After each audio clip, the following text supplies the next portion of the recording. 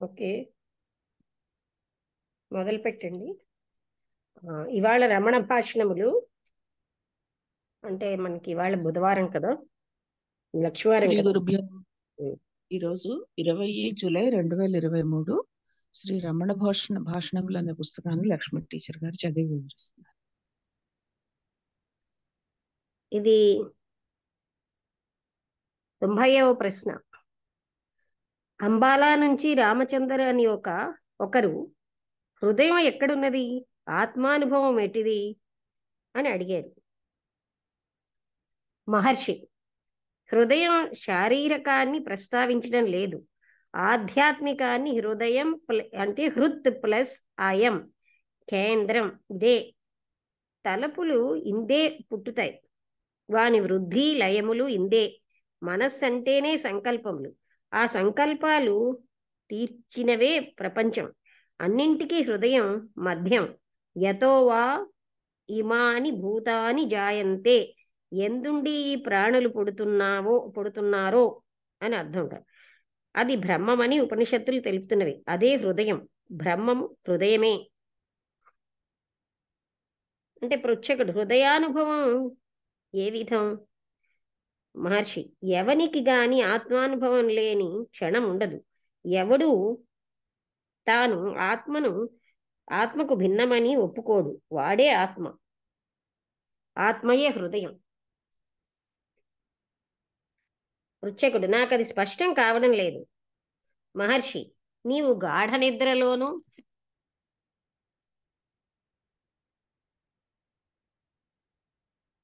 మెలకువలోనూ ఉన్నావు. ఈ రెండవస్థల్లోని ఉన్నది ఆ నీవే. తెలియమి తెలియుటలోనే భేదం. మనసుతోనే జగత్తు ఉదయం అస్తమయమును, దానితోనే. ఉదయాస్తమయాలు ఆత్మకు కావు. ఆత్మ వేరు మనస్సును పుట్టించి పెంచి లయింపచేసేది నీవు. అంతఃసూత్రం ఆత్మ. అంతఃసూత్రం అంటే ఆత్మ అన్నమాట. ఎవరు నీవని అడిగితే చేతిని రొమ్ము కుడివైపున తాకించి నేను అంటావు. అప్పుడు నీ ఊహించకపోయినా ఆత్మనచట నిర్దేశిస్తున్నావు. ఆ విధంగా ఆత్మ నీ వెరిగినదే. మనోదేహాలను ఆత్మయని భ్రమించి మనుజుడు వ్యధలపాలవుతున్నాడు. ఆ యథార్థ జ్ఞానం వలన ఈ గందరగోళం. కావలసింది ఈ అజ్ఞానాన్ని త్రోసివేయడం. దాని ఫలం ఆత్మజ్ఞానం. పృచ్ఛకుడు, మనస్సును నిరోధించేది ఎలాగా? మహర్షి, మనస్సు అంటే ఏమి, అది ఎవరిది? పృచ్ఛకుడు, మనస్సు సదా చంచలము, దాన్ని వశం చేసుకోలేకున్నాను. మహర్షి, మనస్వభావమే చంచలత. నీవు మనస్సు కావు. మనస్సు లేస్తూ పడుతూ ఉంటుంది, అది అశాశ్వతము, గడిచిపోయేది. నీవో నిత్యుడవు, ఉన్నదొక్కటే ఆత్మ. ఆత్మలో కుదురుకోవటమే కర్తవ్యం. మనస్సు మాట పట్టించుకోవద్దు, దాని మూలాన్ని వెదకు. ఆత్మను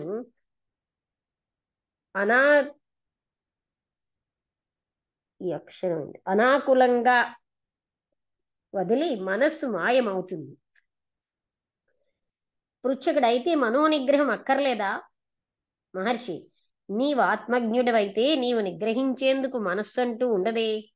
మనస్సు మాయం కావడంతో ఆత్మ దీపిస్తుంది. అందుకే చూసారా, కృష్ణమూర్తి గారు కూడా మనస్సు నిగ్రహించమని చెప్పట్లేదు. అంటే ఏంటి, మనస్సు మూలాన్ని కనుక్కో అంటున్నారు మహర్షి గారు. అందుకని మనస్సుని మనం ఏం చేస్తున్నాం, నిగ్రహించడం అని చెప్తారు. అంటే అతను అడిగాడు, మనోనిగ్రహం అక్కర్లేదా? నువ్వే ఆత్మజ్ఞుడవైతే నీవు నిగ్రహించేందుకు మనస్సు అంటూ ఉండదే. మనస్సు మాయం కావడంతో ఆత్మ దీపిస్తుంది. ఆత్మజ్ఞానిలో మనస్సు క్రియాపరంగాను నిష్క్రియంగాను ఉండవచ్చు. వానికి మిగిలింది ఆత్మ ఒక్కటే. జగము మనోదేహాలు ఆత్మకు అన్యం కావు. అవి ఆత్మ నుండే ఉబుకుతూ దానియందే ఉడుగుతూ ఉంటాయి. ఆత్మకు వెలిగా వానికి ఉనికియే లేదు. అవి ఆత్మకు వేరెట్లవుతాయి? ఆత్మను తెలుసుకో. ఆ నీడల జోలి ఎందుకు? అవి ఆత్మను ఏ విధంగానూ బాధింపలేవు. ఇది సమాధానం ఇచ్చారంటే మనోనిగ్రహం అక్కర్లేదా అంటే నీవు ఆత్మగుణం అయితే నీవు నిగ్రహించేందుకు మనస్సు అంటూ ఉండదు కదా. మనస్సు మాయం కావడంతో ఆత్మ దీపిస్తుంది అంటే ప్రకాశిస్తుంది. ఆత్మజ్ఞానిలో మనస్సు క్రియాపరంగాను నిష్క్రియంగాను ఉండొచ్చు. అంటే అది క్రియాపరంగా ఉండొచ్చు. మనం చూస్తున్నాం ఎన్నో రకాలైనటువంటి జీవన్ముక్తుల్ని. వానికి మిగిలింది ఆత్మ ఒక్కటే. జగము మనోదేహాలు ఆత్మకన్యం కావని ఆత్మ నుండే ఉబుకుతూ ఉడుకుతూ అంటే అందులోనే మళ్ళీ కలిసిపోతూ ఉంటాయి. ఆత్మకు వేరుగా వానికి ఉనికే లేదు. అవి ఆత్మకు వేరు ఎలా అవుతాయి అంటే ఈ జగత్తు మొదలైనవి ఆత్మ కంటే వేరేగా లేవు. ఆత్మను తెలుసుకో. ఆ నీడల జోలి ఎందుకు? అవి ఆత్మను ఏ విధంగానూ బాధించలేవు. చూసారా ఇక్కడ మనస్సుని నిరోధించేది ఎలాగా? మనస్సు అంటే ఏమి, అది ఎవరిది అన్నారు. మనస్సు సదా చంచలము, దాన్ని వశం చేసుకోలేకున్నాను అన్నారు. అంటే మనసు స్వభావమే చంచలత. నీవు మనస్సు కావు. మనస్సు లేస్తూ పడుతూ ఉంటుంది, అది అశాశ్వతం, గడిచిపోయేది. నీవో నిత్యుడవు, ఉన్నడొక్కటే ఆత్మ. ఆత్మలో కుదురుకోవటమే కర్తవ్యం. మనస్సు మాట పట్టించుకోవద్దు, దాని మూలాన్ని వెదుకు. ఆత్మను అనాకులంగా వదిలి మనస్సు మాయమవుతుంది. అది అంటే ఇక్కడ ఆయన అంబాలా నుంచి, అంటే అంబాలా అంటే పంజాబ్ గవు రామచందర్ అని ఒకరు హృదయం ఎక్కడుంది అంటే ఆత్మానుభవం ఎట్టిది అని అడిగారు. అంటే హృత్ ప్లస్ అయం కేంద్రం ఇదే అంటూ తలపులు ఇందే పుట్టుతాయి, దాని వృద్ధి లయములు ఇందే. మనస్సు అంటేనే సంకల్పములు, ఆ సంకల్పాలు తీర్చినదే ప్రపంచం. అన్నింటికీ హృదయం మధ్యం.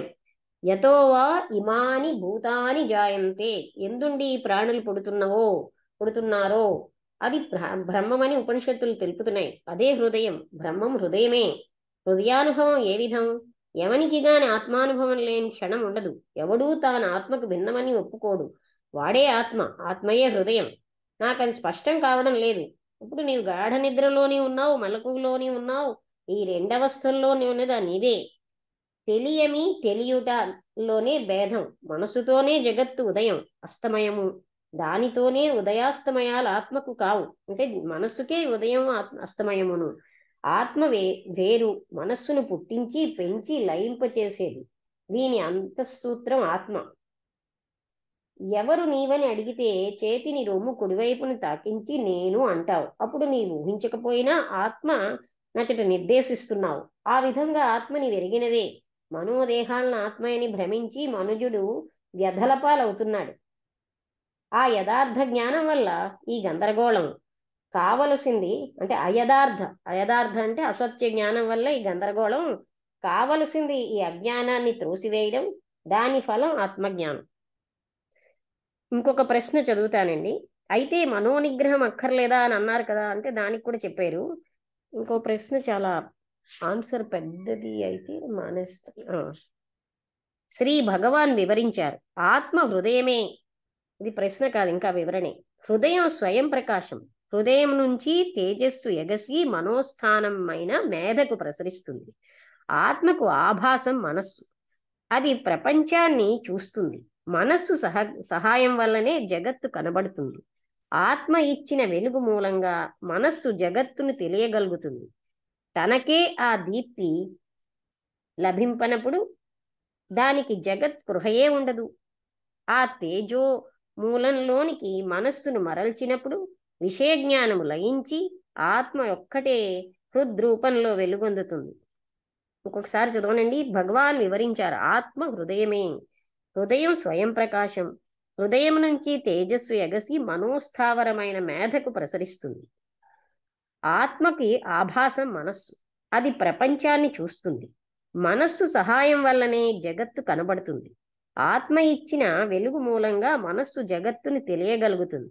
తనకే ఆ దీప్తి లభింపనప్పుడు దానికి జగత్ స్పృహయే ఉండదు. ఆ తేజోమూలంలోనికి మనస్సును మరల్చినప్పుడు విషయజ్ఞానము లయించి ఆత్మ ఒక్కటే హృద్రూపంలో వెలుగొందుతుంది. చంద్రకాంతి సూర్య తేజస్సు యొక్క ప్రతిఫలమే. సూర్యుడు అస్తమించినప్పుడు వస్తువులను చంద్రకాంతి ప్రకాశింపచేస్తుంది. సూర్యోదయ వేళ వెళ్ళపోయిన చంద్రబింబం ఇంకా ఆకాశంలోనున్నా అది ఎవరికీ పని లేదు. మనోహృదయాల సంబంధం అట్టిదే. మనస్సు ఉపయోగం అది ఆత్మ లేక హృదయాభాసం గనుక విషయాలు చూడడానికి వీ- అది వీలు ఇస్తుంది. మనస్సు అంతర్ముఖమైతే ఆద్యకాంతి తానై ఉజ్వలంగా వెలుగొందుతుంది. అప్పుడు మనస్సు మందమై పగటి చంద్రకాంతి వలె కొరగాకపోతుంది. అంటే చూసారా, ఇక్కడ చంద్రుడితోటి మనస్సుని పోల్చారు. ఎలా అయితే చంద్రుడి మీద సూర్యకాంతి పడితేనే చంద్రుడు ప్రకాశిస్తున్నాడు. చంద్రుడు ఉదయం వేళ కూడా ప్రకాశిస్తున్నా సూర్యకాంతిలో చంద్రుడు కనబడ్డు. అలాగే ఆత్మ యొక్క కాంతి మనస్సు మీద పడి అది మనస్సేమో ఈ ప్రపంచాన్ని గుర్తిస్తోంది. అందుకని అది అసలైన కాంతి ఆత్మదే. ఎప్పుడైతే మనస్సు అంతర్ముఖం అయిపోతుందో అప్పుడు మనస్సు మందమై పగటి చంద్రకాంతిలాగా పనికి రాకుండా పోతుంది. అంటే ఇక్కడ మనం ఏమిటి గ్రహించాలి? మన అడ్డేదంతా మనస్సే. మనం మనస్సే సర్వస్వంగా జీవిస్తున్నాం గనక మనకి దుఃఖాలు బాధలు ఎక్కువ అవుతున్నాయి అని చెప్తున్నారు.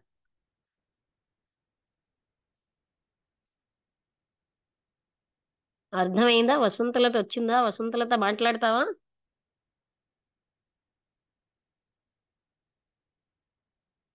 అయితే ఇంకోటి, మనోహృదయాల సంబంధం అట్టిదే. మనస్సు ఉపయోగం అది ఆత్మ లేక హృదయాభాసం గనక విషయాలు చూడడానికి అది వీలిస్తుంది. అది చదివాను కదా.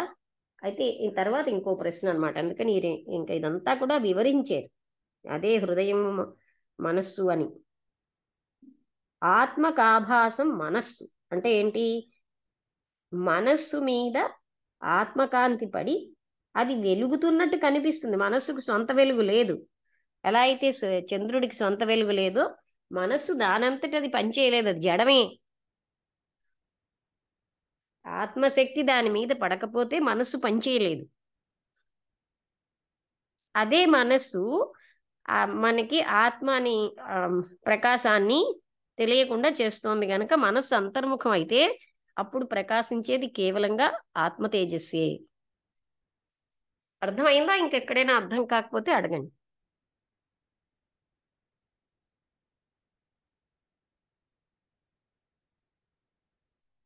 హలో, అర్థమైంది. అందరికీ నమస్కారము. ఇవాళ 3 ప్రశ్నలు వేశారు.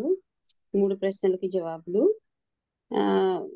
అతను ఒక భక్తుడు హృదయం ఎక్కడున్నది, తర్వాత అది ఆత్మానుభవం ఎలా కలుగుతుంది అని, అంటే రియలైజేషన్ ఎలా వస్తుంది అని అడిగితే, హార్ట్ హృదయం అనేది అదే సెంటరు. ప్రతి వాళ్ళు నేను ఎక్కడ అంటే చెయ్యిని కుడివైపు భాగంలో హృదయం దగ్గర, అదే గుండె దగ్గర పెట్టుకొని నేను అంటాము. సో ఆ విధంగా మనకు అంటే తెలియకుండా ఇన్స్టెంట్ గా వెళ్ళిపోతుంది అది, ఇన్వాలంటరీగా. సో ఆత్మ, ఈ హృదయం అనేదే సెంటరు మొత్తం అన్నిటికీను. ఇక్కడి నుంచే ఐడియాస్, థాట్స్ అవన్నీ, తలపులు అవన్నీ వస్తాయి. అదే సెంటరు, అదే బ్రహ్మ. ఎక్కడి నుంచి అయితే ఇదంతా పుడుతూ ఉంటాయో, ఏ ఏ తలుపుల ద్వారా మనం ప్రపంచాన్నంతటినీ చూస్తూ ఉంటామో అదే అన్ని ఇవి అక్కడి నుంచే పుడుతూ ఉంటాయి. అదే శక్తి. సో హార్ట్ అంటే బ్రహ్మను అని ఆయన చెప్పారు. తలంపులు మనస్సు నుంచి పుడతాయి. అది అదే. అయితే ఇవన్నీ ఏంటంటే హృదయమే మూలము. ఆ హృదయం మూలం అంటే హృదయం అనేదే ఆత్మ, ఆ బ్రహ్మం అని చెప్పారు. అది అలాగా. తర్వాత యథార్థ జ్ఞానం అంటే మనిషి శరీరము మనస్సు తాను అనుకుంటున్నాడు, అలాంటి అసత్య జ్ఞానమే వ్యధల పాలు చేస్తుంది. అయితే ఎలాగా దాన్ని ఆత్మానుభవం ఎలాగా కలుగుతుంది అంటే ఆయన అన్నారు, ప్రతి వాళ్ళకి ఆత్మానుభవం ఉంటూనే ఉంటుంది. ప్రతి నిమిషంలోని ఆత్మ పనిచేస్తూ ఉంటుంది. మనం దాన్ని గుర్తించాం అంతే. నిద్రపోయినా, నిద్ర లేకపోయినా అన్ని అవస్థల్లోని అది ఉంటుంది మనకి. అది అంచేత ఎప్పుడు ఉంటుంది. మనము ఈ మనస్సు దేహాన్నే నేను అని అనుకుని మనమేమో మిథ్యా ప్రపంచంలో ఉంటూ ఉంటాం కాబట్టి దాన్ని గుర్తించలేము. అది ఎప్పుడైతే అజ్ఞానం తొలగిపోతుందో ఆ ఆ ఆత్మని మనం ఆత్మానుభవం వెంటనే కలుగుతుంది. ఈ ఆత్మానుభవం ప్రతి నిమిషం ప్రతి మనిషికి ఉంటుంది, కానీ అది గుర్తించడం లేదు ఆయన అన్నారు అన్నమాట. తర్వాత ఇంకేమిటి, ఎలాగా మైండ్ ని కంట్రోల్ చేసుకుంటాము అని అంటే, మైండ్ కంట్రోల్ అసలు ఆత్మానుభవం కలిగిన తర్వాత మైండ్ అనేది ఉండదు. సో మైండ్ కంట్రోల్ అన్నది ఆత్మానుభవానికి అంటే మనస్సే పోతుంది. మనస్సు పోయిన తర్వాతే ఈ ఆత్మానుభవం అనేది కలుగుతుంది, లయం అయిపోతుంది ఆత్మలో. ఆ అందుకని మనస్సు నియంత్రణ అనేది ఏమీ ఉండదు ఆత్మజ్ఞానం ఉన్న వాళ్ళకి. వాళ్ళు పనులు చేస్తున్నా చెయ్యకపోయినా సరే ఆ ఆత్మ దాంట్లో ఆ జ్ఞానంలోనే ఉంటారు. అందుకని అతను అది ఆ విధంగా చెప్పారు. ఆ మనస్సు అనేది దాని నుంచే అన్ని పుడుతూ ఉంటాయి. అతను చెప్పారు ఆత్మ తాలూకా కాంతి మనస్సు మీద పడి ఆ మనస్సు మిగతా మొత్తం ప్రపంచం అంతటినీ గుర్తించేటట్టు చేస్తుంది. మన పూర్తి అస్తిత్వం అంతా ఆత్మ తాలూకా కాంతే. మనం ఏమిటి చేస్తున్నా సరే దాని శక్తి వల్లే మనం అన్ని చేస్తున్నాము. ఈ మనస్సు పని చేసేది కూడా దాని తాలూకు శక్తి కారణంగానే పనిచేస్తున్నది. అందుచేత ఎప్పుడైతే ఈ మనస్సు అనేది అందులో లయం అయిపోతుందో అప్పుడు మనకి ఏది అది గాని పని చేయకపోతే మనకు ఈ మనసు ఉన్నా సరే దానికి ఏ ప్రపంచం కనిపించదు. ఈ జగత్తు కనిపించడానికి మనసు ద్వారా మనం గుర్తించడానికి కారణం కూడా ఈ ఆత్మ. ఆ తర్వాత దాన్ని మంచి బాగా సూర్యకాంతి చంద్రకాంతితో పోల్చారు. ఆత్మ అనేది సూర్యుడితోని, మనస్సు అనేది చంద్రుడితోని పోల్చారు. సో సూర్యుడి తాలూకు కాంతి మూన్ మీద రిఫ్లెక్ట్ అయ్యి ఆ మూన్ ప్రకాశిస్తున్నది. అలాగే ఆత్మ తాలూకు కాంతి మనస్సు మీద పడి ఆ మనస్సు పనిచేస్తున్నది మనకి.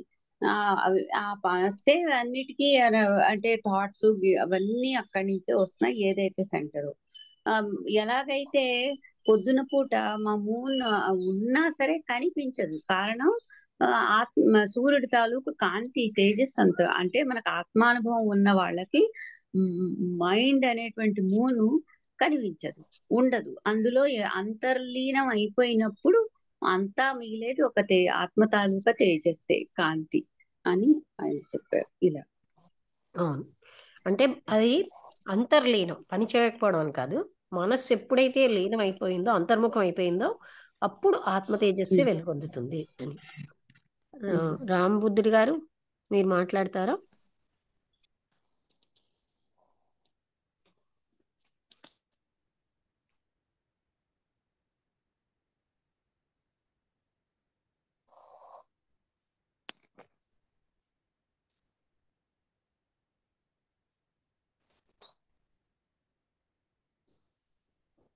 రామబుద్ధుడి గారు. నమస్తే మేడం, అందరికీ నమస్కారం. నమస్తే, చెప్పండి. అంటే మనస్సు యొక్క స్థితి, మనిషి యొక్క స్థితి, ఆత్మ యొక్క స్థితిని గురించి చెప్తా ఉన్నారు. అంటే అన్నిటికీ మూలం ఆత్మనే. ఆత్మ ద్వారానే సర్వ ప్రపంచము ఈ యొక్క స్థితిని నిలబడి ఉంది. అయితే ఏదైతే సూర్యుడు ఉన్నారో, సూర్యుడి నుంచి చంద్రుడు ఇవి ఎలాగ వెలుగుందో అలాగనే అంతర్లీనంగా అంటే మనకు జాగ్రత్త, స్వప్న, సుషుప్త అవస్థల్లో ఏదైతే మనల్ని స్ఫురింపజేస్తుందో, నిద్రలో కానీ, మెలకువలో కానీ, సుషుప్తిలో కానీ, ఈ 3 అవస్థల్లో ఏదైతే మనకు నేను అని స్ఫురింపజేస్తుందో అదే మూలము. అయితే మనము ఈ యొక్క మనస్సుతోటి, అంటే నిజమైన ఆత్మ వెలుగును ఆత్మకు అభాసగా ఉన్న మనసు, అంటే ఆత్మలో నుంచే వచ్చే ఈ యొక్క మనసుకే ఎక్కువ ప్రాధాన్యత ఇచ్చి ఈ మనసుతోనే లీనమైపోయి ఈ మనసు చేష్టలతోనే మనము నేను అనే ఒక అహంకృతిని పెంచుకొని దాంతోనే జీవిస్తూ దాంతోనే జనన మరణాలను పొందుతున్నాము. అయితే ఈ యొక్క ఏదైతే ఈ ఈ మనసు యొక్క స్థితి ఎలాంటిది అంటే దీనికి చావు పుట్టుక ఉంది. మనసు ఎప్పుడు ఒక స్థితిని ఒక ఒక స్థితిని కల్పించుకుంటుంది, మళ్ళీ అందులో లీనమైపోతుంది. అంటే అది ఎప్పుడు పుడుతుంది, మళ్ళీ కొంతసేపు ఉంటుంది, మళ్ళీ మరణిస్తుంది. అంటే మనసు యొక్క స్థితి ఏంది అంటే ప్రతిసారి దానికి అంటే చలనం ఉంది దాంట్లో, అంటే స్థిరత్వం లేదు. మనసు యొక్క స్థితి ఏంటంటే స్థిరత్వం లేని స్థితి. అంటే అది ఎప్పుడు చలన రూపంలోనే ఉంటుంది. ఒకసారి అంటే దానికి ఒక ఇది అనేది లేదు కాబట్టి, అంటే ఈ యొక్క చేష్టలన్నీ ఆత్మ నుంచే ఉన్నాయి. అంటే ఆత్మను మనం మూల ప్రకృతిగా గుర్తించాలి. కాబట్టి ఆ ఆత్మ యొక్క స్థితిని మనం గ్రహిస్తే, అంటే మనసును నిర్లక్ష్యం చేసి ఆత్మ వైపును మనం దృష్టిని సారిస్తే మనసు ఎక్కడైతే అదృశ్యమైపోతుందో ఇప్పుడు ఆత్మలోనే మనం స్థిరంగా నిలబడచ్చు. ఆ ఆత్మలో స్థిరంగా నిలబడితే ఈ యొక్క మనసు యొక్క స్థితి అంతా లయమైపోతుంది. కాబట్టి అక్కడ మనకు ఈ యొక్క అంటే నేను అనే అంటే నిజమైన నేను అనే దాన్ని మనం గ్రహించడానికి వీలుంటుంది అని చెప్తున్నారు మేడం. అదే నిజమైన ఆత్మతత్వం ప్రకాశిస్తుంది అక్కడ, ప్రకాశిస్తుంది అనేది చెప్తున్నారు.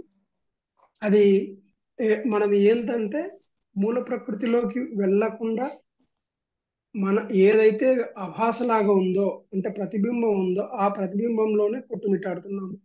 అంటే ఈ సర్వ ప్రపంచము ఆత్మకు ప్రతిబింబంగానే ఉంది. మూల ప్రకృతి అంటే ఏంటండి?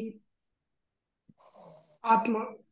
అది అలాగే వాడండి, ఎందుకంటే మళ్ళీ కన్ఫ్యూజన్లోకి కాకుండా మనం ఎప్పుడు ఆత్మతత్వంలో ఉండకుండా మనస్సు రేంజ్లోని మనస్సు తోటి చూడేసిన ప్రపంచంలోనే ఉంటున్నాము. ఈ యొక్క ప్రతిబింబంలోనే మనం నిజమైనది అనేది చూస్తున్నాం. ప్రతిబింబాన్ని చూసి అదే వాస్తవం అనుకుంటున్నాము, కానీ వాస్తవాన్ని గ్రహించడం లేదనేది అర్థమవుతుంది. అది అంటే మనస్సే మనకి మనదైన మన తత్వం తెలుసుకోకుండా అడ్డుతోంది. కానీ మనం మనస్సునే సర్వంగా భావిస్తాం. పొద్దున్న లేచిన దగ్గర నుంచి మనసు చెప్పిందే చేస్తున్నాం. అంటే ఏంటి, మన అడ్డు మనమే తెచ్చుకుంటున్నాం. మనకు ఎవ్వరూ పెట్టడం లేదు, మన ఎవ్వరూ అడ్డటం లేదు, మన దుఃఖాలు మనమే తెచ్చుకుంటున్నాం. మనస్సు రేంజ్లో ఉంటే వ్యధలు తప్ప ఏమీ ఉండవని రమణ మహర్షి కూడా అదే చెప్పారు. అంటే మనం ఎవరో మనని బాధ పెట్టారనుకుంటున్నాం, మనస్సు వల్ల నేను అన్నది మొదలైంది, ఆ కర్తృత్వం వచ్చింది, నేనే చేస్తున్నానని, పరమాత్ముడు చేసే పనులన్నీ నేను చేస్తున్నానని భావిస్తున్నాం, భోక్తృత్వం నేను అనుభవిస్తున్నానని. ఇందువల్లే మనకి పునరపి జననం పునరపి మరణం వస్తున్నాయి. అంటే